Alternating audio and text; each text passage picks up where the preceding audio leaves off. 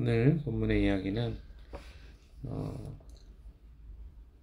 두 번째 사장 뒷부분에 대한 이야기입니다. 바락과 드보라가 이 전쟁에 참여하면서 드보라가 하나님 말씀을 가르쳤고 또 그것에 대해서 바락이 동의하고, 실제로 드보라는 전쟁을 주도한 사람은 아니었습니다. 바락이 이 전쟁을 주도하는 사람이었죠. 그러나 드보라와 함께 가지 않으면 나는 이 전쟁에 참여하지 않겠다, 이렇게 이야기했던 것을 어제 우리는 보았습니다. 어제 제가 이야기 들을 때 드보라와 바락이 함께 간 것 자체가 문제는 아니라고 말씀을 드렸는데, 또 여러분들이 큐티를 하시는 중에는 또 어떤 분들은 오해하는 부분도 있더라고요. 그러니까 이제 바락이 혼자 말씀에 순종하지 않는 어떤 부분에 대해서 이렇게 오해를 가진 분도 있는데, 다시 설명해 드립니다. 드보라와 함께 전쟁에 참여한 것은 문제가 아니었습니다, 바락에. 왜냐하면 여자가 사사가 됐든 어쨌든 하나님의 말씀을 가르쳤고 또 그것에 대해서 드보라가 함께 가는 것은 오히려 바락에게는 굉장히 큰 힘이 되었을 것이기 때문에 그렇습니다. 좀 정리를 여러분이 하실 필요가 있을 것 같고요. 그래서 바락은 그 병거들과 군대들을 16절에 보시면 이제 물리치기 시작하죠. 우리가 여기서 조금 봐야 될 것은, 어떻게 그러면 이 900대의 병거가 있는, 철병거가 있는 군대를 무찔렀는가? 이것은 성경에 자세하게 기록되어 있지는 않습니다. 그래서 이런 부분들에 대해서 궁금해하는 사람들이 있을 수 있겠지만, 성경은 우리의 궁금증이나 호기심을 채워주기 위한 내용으로 가득 찬다면 성경이 너무 많을 거예요. 분량이. 특별히 홍해를 건넌다거나 아니면 아말렉과의 전투를 이스라엘 백성들이 광야에서 했을 때나, 혹은 요단강을 건너거나 또 여리고성에서 그 백성들이 여리고성을 점령하는 장면이나 이런 것들도 사실 어떤 부분은 구체적으로 나오고 어떤 부분은 이렇게 상세하게 나오지 않는 것을 보게 됩니다. 그런 구체적인 내용들이 안 나와 있기 때문에 우리가 이거는 너무 좀 황당한데 라고 생각할지 모르겠어요. 왜냐하면 우리의 기본적 상식으로는 900대의 탱크가 있는데, 그 900대의 탱크가 한 대의 탱크도 없는 군대가 이겼다는 것이 상식적으로 이해가 안 되기 때문에 그렇습니다. 그런 생각을 할 수는 있을 것 같아요. 그러나 성경의 이야기를 여러분이 보면 볼수록 핵심이 무엇입니까? 하나님이 이 전쟁의 주권자이다 라는 것이 성경이 기록하고 싶은 아주 중요한 내용입니다. 자꾸 우리가 살아가는 삶의 방식과 관점 속에서 어떤 것들을 해석이 안 되면 받아들이지 않는 경향이 있죠.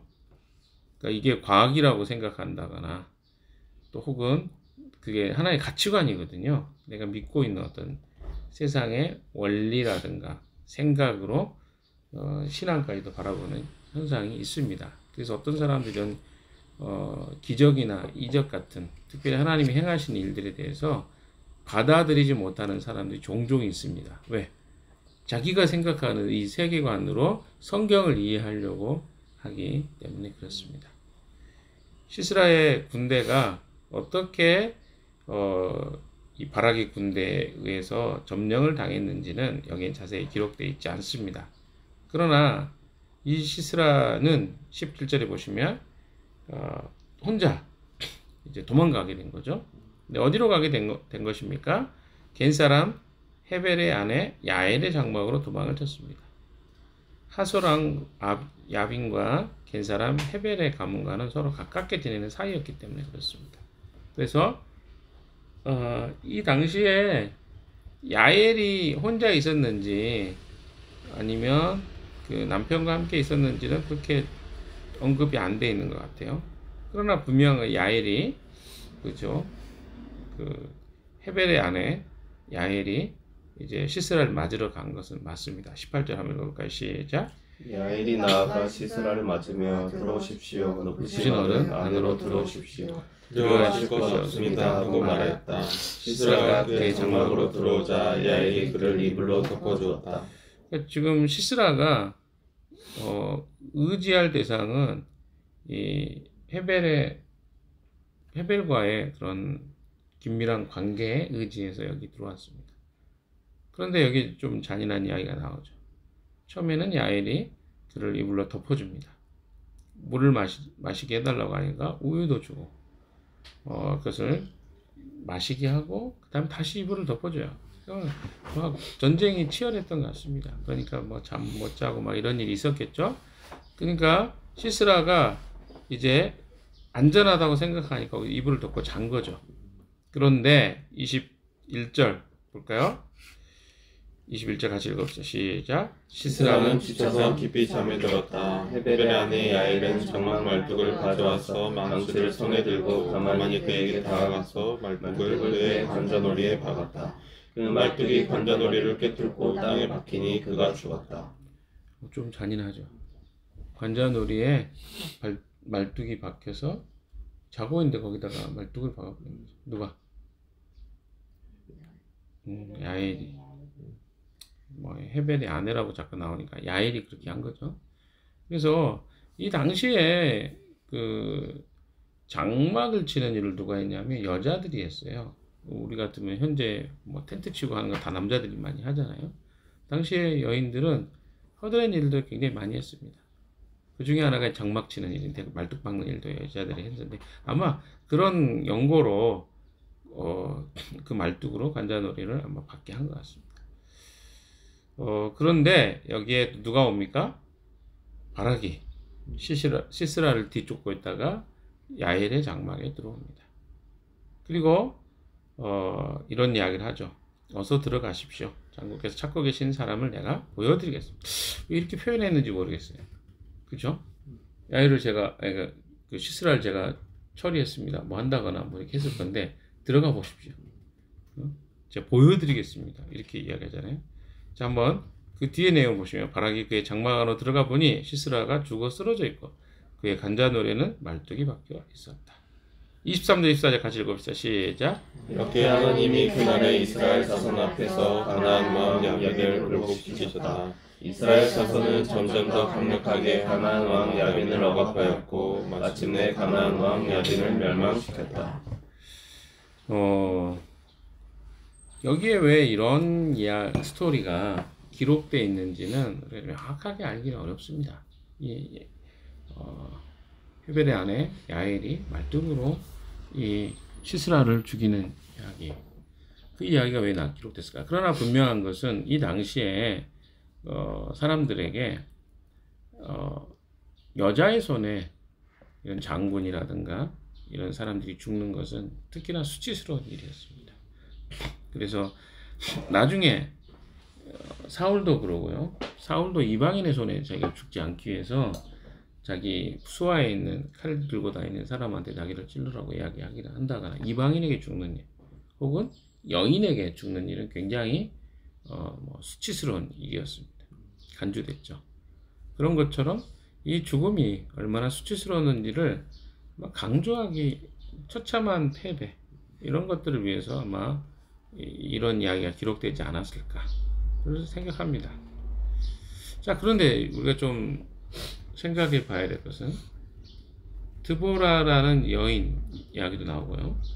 또 야엘이라는 여인도 나오고 그리고 이미 드보라가 이야기를 했죠. 9절에 바락의 영광이 될 수 없다.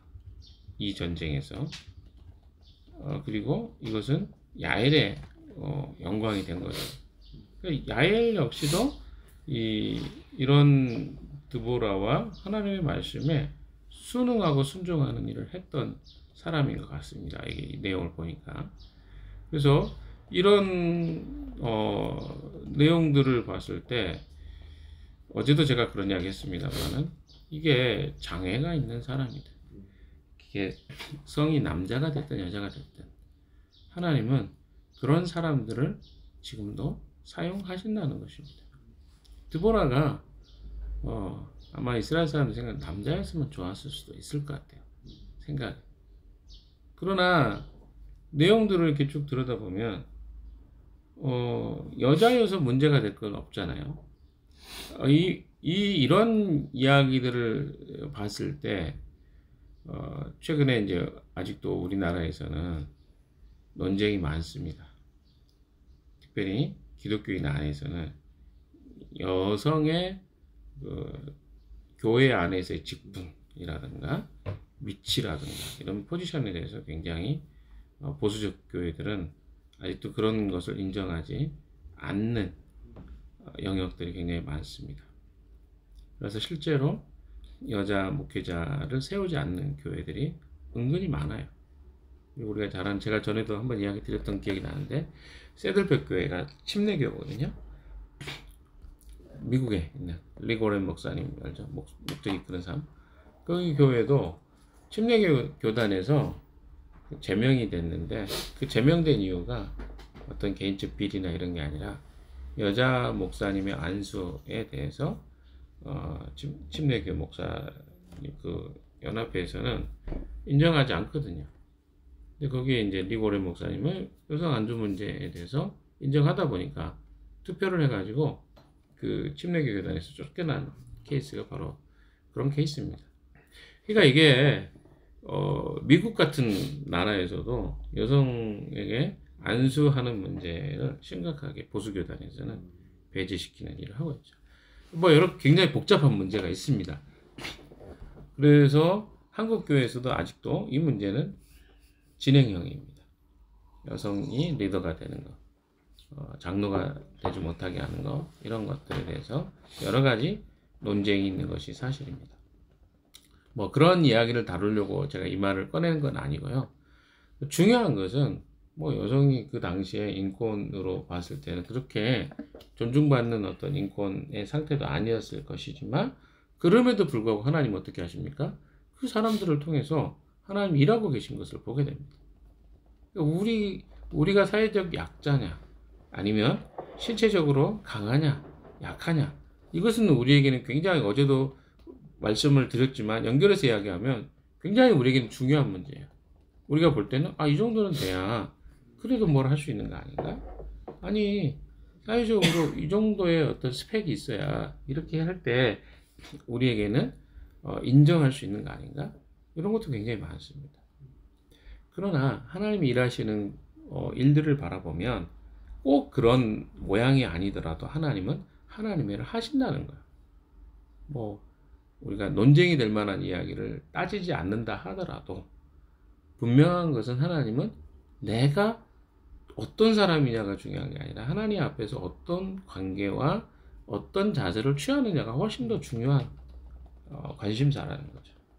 나중에도 보시겠지만 이 마태복음에 들어갔던 여인들 4명의 이름이 나오잖아요. 라합이라든가 다말이라든가 밧세바라든가 마리아라든가 이런 여인들의 이름이 성경에 기록되어 있습니다. 족보에 들어가죠. 근데 다말 같은 경우는 어떤 사람입니까?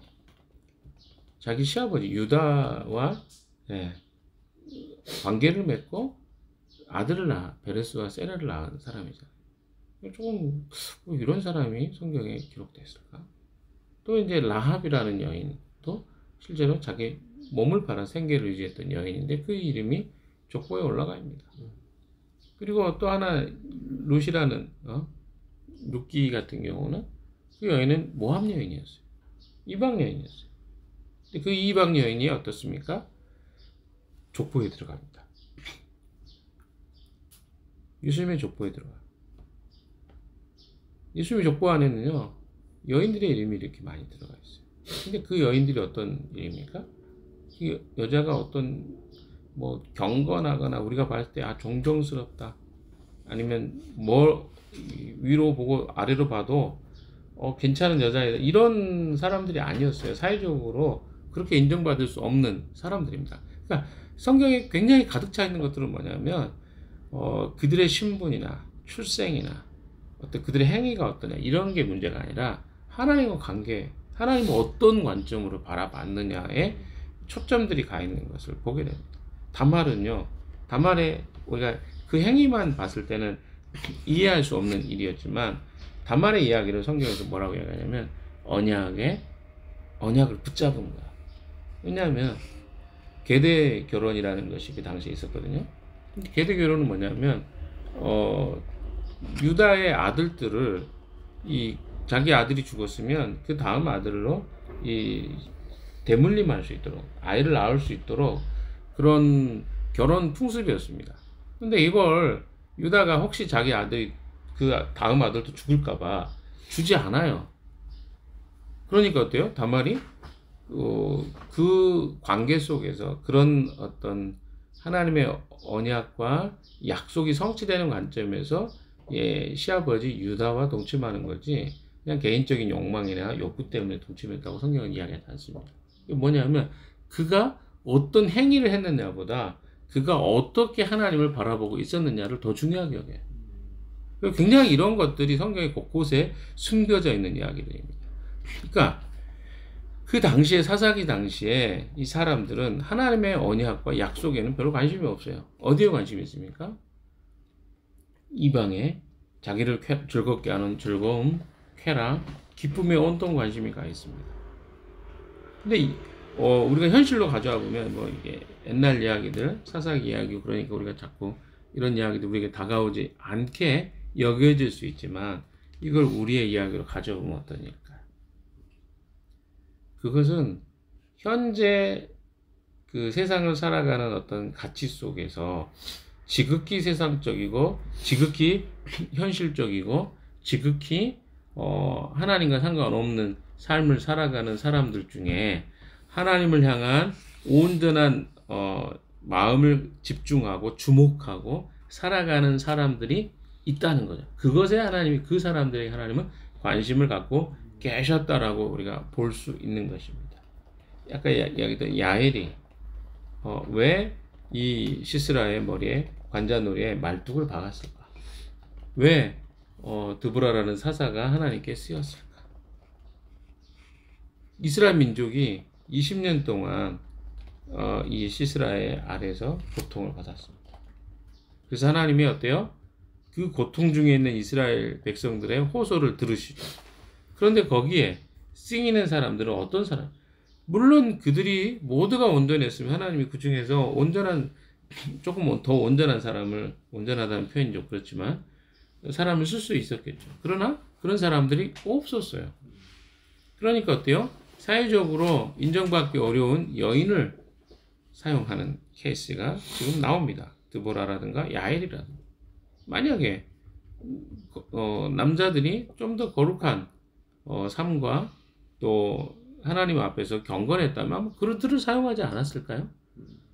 물론 여기에는 조금 퀘스천이 점점점 있습니다. 뭐 신학자들마다 의견이 조금 달라요. 그러나 중대한 건 뭐예요? 하나님을 어떤 자세와 태도로 섬기느냐가 여긴 대단히 중요하다. 하나님은 누구를 사용하시든 어떤 사람을 사용하시든 하나님의 일을 하시는 분이십니다.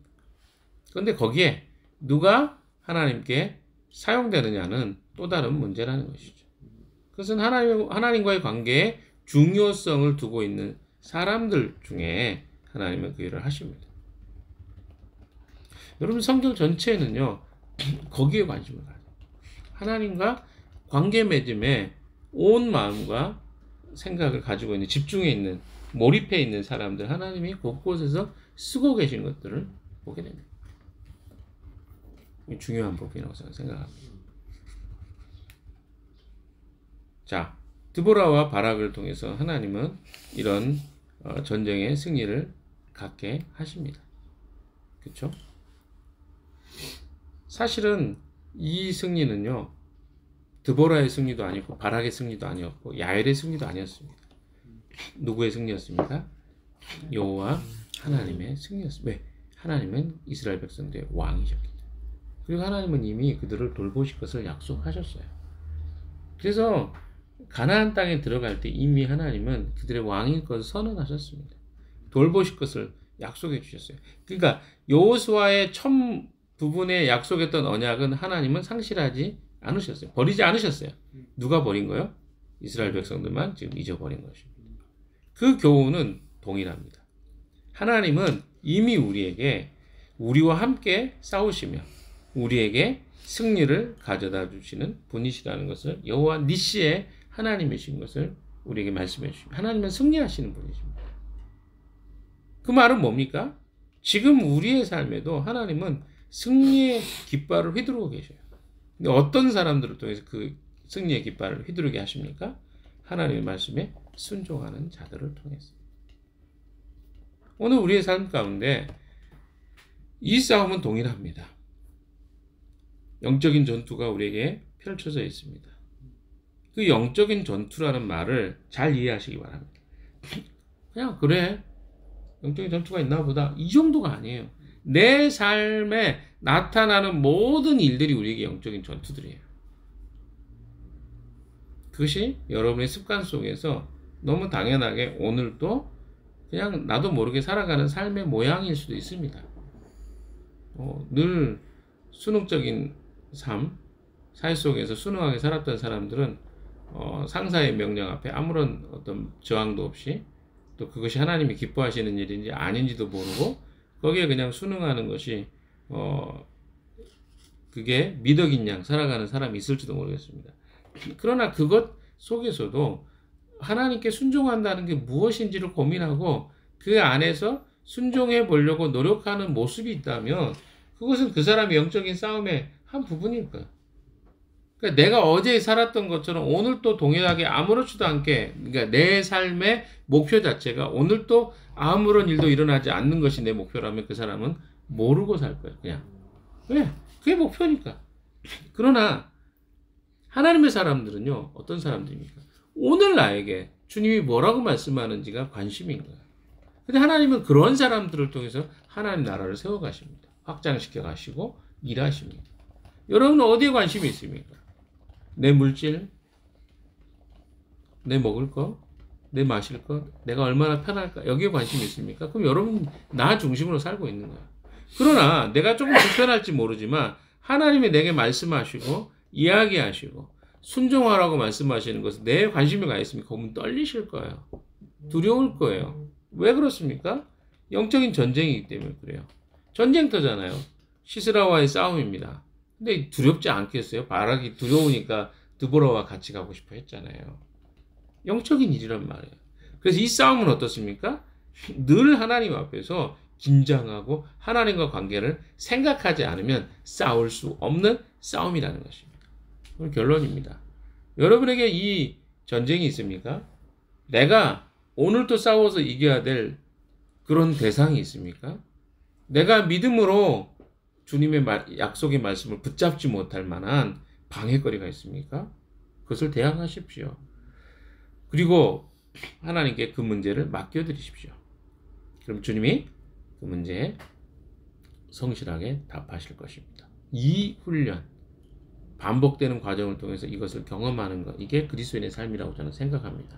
오늘도 우리에게 펼쳐진 이런 챌린지죠. 믿음으로 살 것이냐, 아니면 세상에 살아왔던 삶의 방식으로 살아갈 것이냐. 이것은 여러분의 선택입니다. 여러분 어떤 선택을 하시겠습니까? 주님께 순종하시겠습니까?